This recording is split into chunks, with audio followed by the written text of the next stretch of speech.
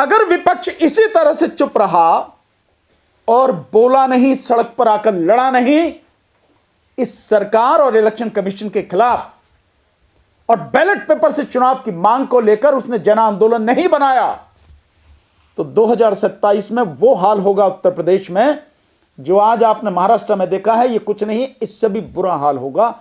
विपक्ष का पूरी तरह से सफाया होगा। अगर कोई गलतफहमी में है तो लहू में भीगी हुई आस्तीन जीत गई, लहू में भीगी हुई आस्तीन जीत गई, चुनाव हार गए सब, मशीन जीत गई।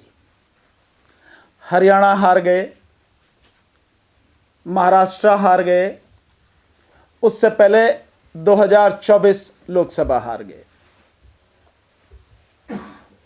लेकिन मशीन जीत गई। और यह सिलसिला लगातार चल रहा है। हम 2019 से इस देश में बैलेट पेपर से चुनाव हो, यह लड़ाई लगातार लड़ रहे हैं, और आप सबके माध्यम से यह आवाज देश और दुनिया के कोने कोने तक पहुंच रही है। ठीक 1 साल पहले जब हमने 10 दिसंबर 2023 को की लड़ाई शुरू करी, बैलेट पेपर से चुनाव हो इस देश में, यह लड़ाई जब हमने शुरू करी तो लड़ाई बहुत जबरदस्त तरीके से हुई, और 2024 के चुनाव तक आते आते वो लड़ाई एक तरह से पीक पर पहुंच गई। लेकिन सुप्रीम कोर्ट का जो जजमेंट आया अप्रैल 2024 में चुनावों के बीच में, उससे निश्चित रूप से हल्का सा धक्का लगा। फिर चुनाव का परिणाम आया आपके सामने, और उसके बाद से लगातार जो सारी चीजें आई कि 2024 के लोकसभा चुनाव में इस देश के इलेक्शन कमीशन के माध्यम से जो वोटों की गड़बड़ी हुई, तो खुल के आया कि 4,65,46,000 से भी ज्यादा वोटों की बेईमानी हुई, बढ़ोतरी हुई। और इतना भी खुल के आया, ये सारे सबूतों के साथ सारी चीजें आई कि 542 लोकसभा सीटों पर जहां पर चुनाव हुआ, क्योंकि एक सीट सूरत वाली वो बिना चुनाव के ही घोषित की गई, तो उन 542 लोकसभा सीटों में से केवल 4 सीटें ऐसी थीं जिन पर जितनी वोटें पड़ी उतनी ही वोटें निकली, और 362 लोकसभा सीटें ऐसी थीं जिन पर जितनी वोटें पड़ी उनसे कम वोटें निकली, और 176 सीटें वो थीं जिन पर जितनी वोटें पड़ी उससे ज्यादा वोटें निकली। और इस सबकी वजह से 79 सीटें यानी 79 सीटें बीजेपी जीत कर आई। ये माइनस कर दें तो बीजेपी का कहीं अता पता नहीं था, सत्ता में नहीं आ सकती थी। ये सारी चीजें सबूतों के साथ सामने आई 3 बड़ी एजेंसियों, जिनमें एडीआर, वोट फॉर डेमोक्रेसी और द वायर, इन्होंने ये सारी रिसर्च करने के बाद सारे सबूतों सहित ये सारी बातें सामने रखी, पर विपक्ष नहीं लड़ा। विपक्ष ने एक शब्द भी इस पर नहीं बोला, जबकि विपक्ष को वर्तमान सरकार को एक सेकंड भी चैन से बैठने नहीं देना था, इतना शोर मचाना था, इस तरह से लड़ाई सड़कों पर लड़नी थी, नहीं लड़े। उसके बाद हरियाणा चुनाव में इलेक्शन कमीशन ने लगभग 14 लाख वोटें बढ़ाई, जिसकी वजह से बीजेपी को 20 सीटों का फायदा हुआ। विपक्ष तब भी चुप रहा, तब भी नहीं बोला।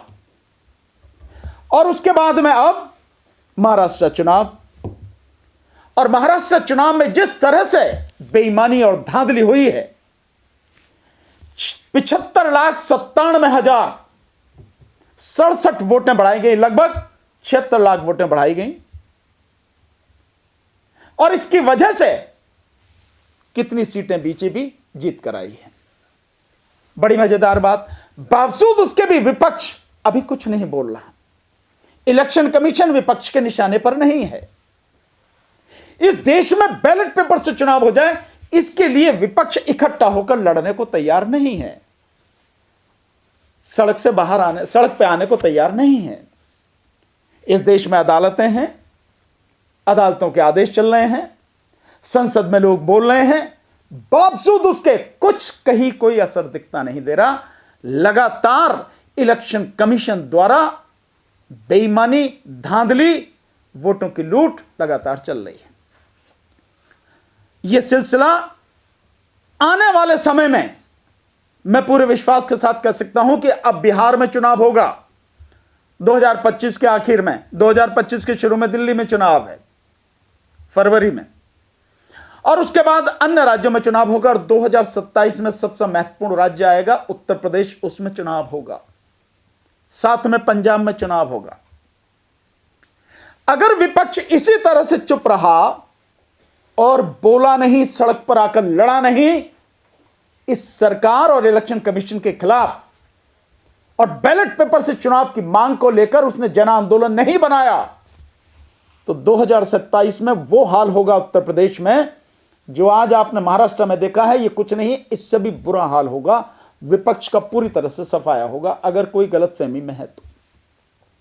इन सारी चीजों को देखते हुए हमने डिसाइड किया है, हमारी पूरी टीम ने डिसाइड किया है, हम लोगों ने, कि 20 दिसंबर 2024 यानी आज से 6 दिन बाद दिल्ली में बाबा साहब डॉक्टर अंबेडकर भवन, जो पचकुया रोड के पास रानी झांसी रोड पर है, वहां से इस देश में बैलेट पेपर से चुनाव हो, इस बात को लेकर, मशीनों का पूरी तरह से खात्मा हो, इस बात को लेकर, इस लड़ाई को निर्णायक लड़ाई के रूप में लेकर हम लोग दिल्ली से पहले फेज में संघर्ष की शुरुआत कर रहे हैं, पैदल यात्रा की शुरुआत कर रहे हैं।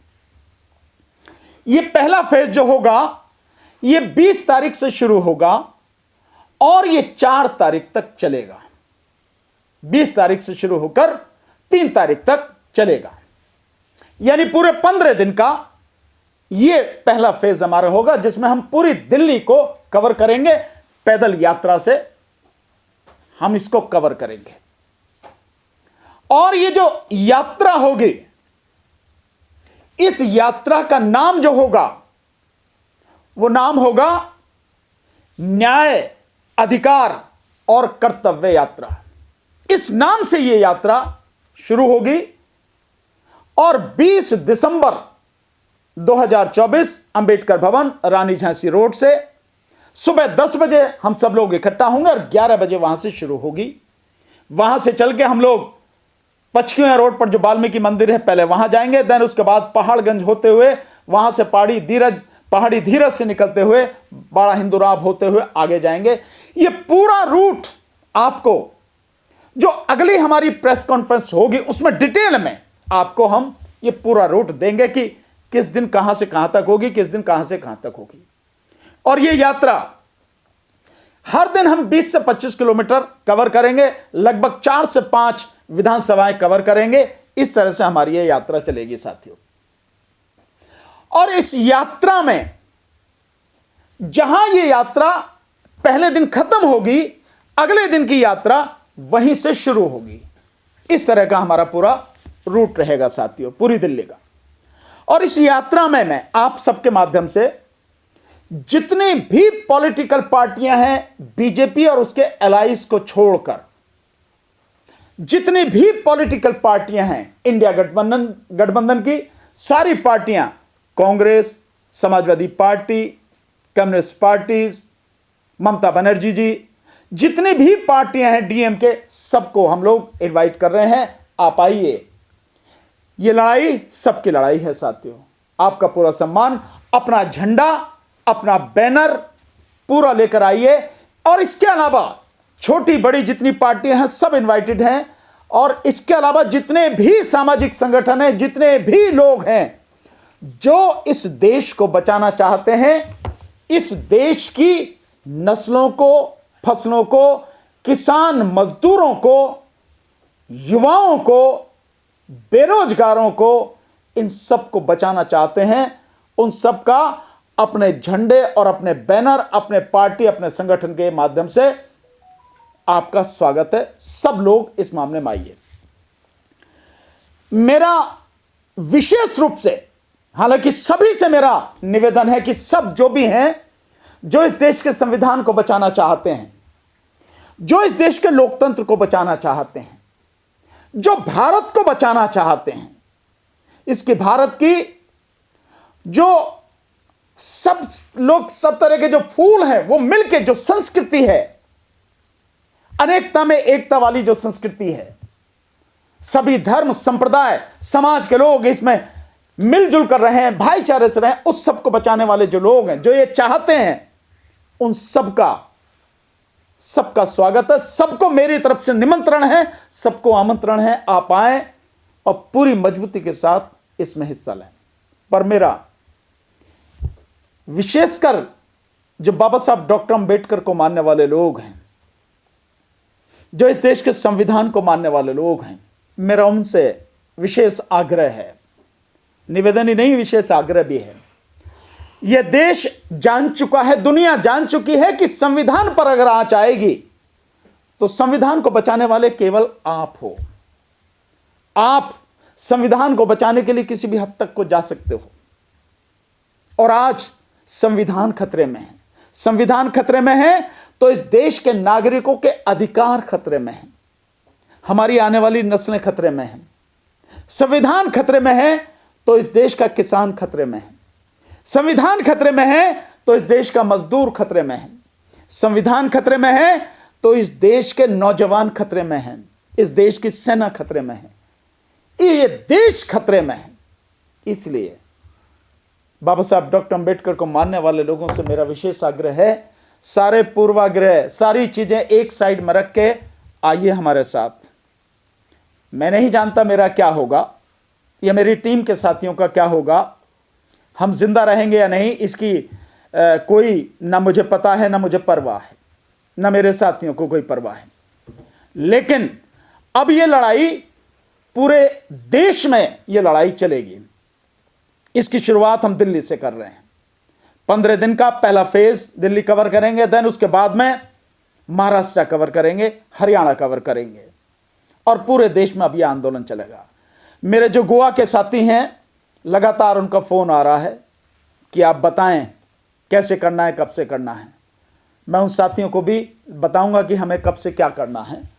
तो मेरा सबसे आग्रह है कि यह लड़ाई इस देश को बचाने की है, अपने अस्तित्व को बचाने की। अन्यथा आप देख रहे हैं कि कहीं भी संविधान होते हुए, कानून होते हुए भी किसी भी जगह मस्जिद को खुदवाया जा रहा है, कहीं कोई झगड़ा कराया जा रहा है। किसान बॉर्डर पर बैठे हैं, आज तक उन्हें आने नहीं दिया जा रहा है। क्या कसूर है उनका? कोई कसूर नहीं। शिक्षा का बेड़ा गर्क, रोजगार का बेड़ा गर्क, ये हालात बना कर रख दिए हैं। भयानक महंगाई है, भयानक बेरोजगारी है, लेकिन सरकार अपने मजे में मस्त है। तो मैं आपके माध्यम से कहना चाहता हूं, ध्यान रखिए जितने भी साथी हैं और जिन तक भी ये वीडियो पहुंचे, इस वीडियो को जिस भी चैनल के माध्यम से वीडियो पहुंच रहा, मेरी आवाज पहुंच रही है, अधिक से अधिक लोगों तक शेयर कीजिए। और जिस दिन भी आपको सूट करे, ये मैं नहीं कह रहा कि आपको 20 तारीख को आना, हो सकता है किसी को 21 तारीख का दिन सूट करे, किसी को 22 तारीख सूट करे, किसी को 23, किसी को 24, जिसको जो दिन सूट करे वो वहां इस लड़ाई को, इस आंदोलन को ज्वाइन करे। अब ये लड़ाई रुकने वाली नहीं है।